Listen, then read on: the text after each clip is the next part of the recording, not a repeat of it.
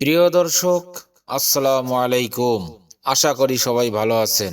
মেঘালয়ে বাংলাদেশি নাগরিককে পিটিয়ে হত্যা করেছে ভারতীয়রা।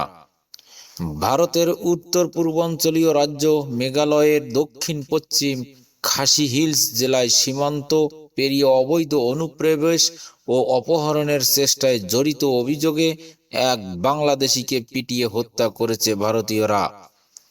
স্থানীয়দের মারধরে আহত ওই বাংলাদেশি মারা গেছেন বলে মঙ্গলবার মেঘালয় পুলিশ জানিয়েছেন।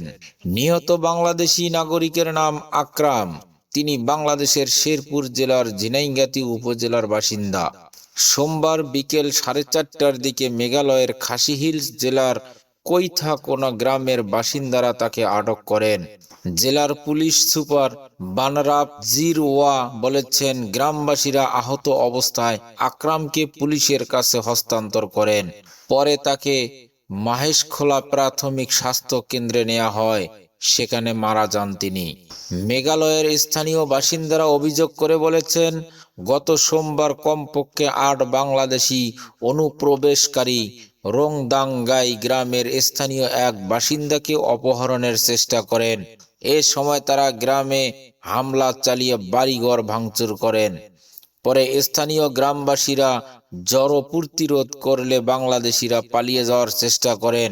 এ ঘটনায় আকরাম সহ 6 বাংলাদেশিকে আটক করে বেধড় মারপিট করেন গ্রামবাসীরা।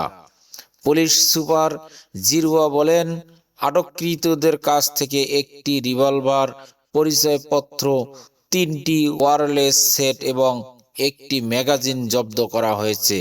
তাদের মধ্যে 3 জনকে আদালতে তোলা হয়েছে এবং বাকি 2 জন হাসপাতালে চিকিৎসাধীন অবস্থায় আছেন।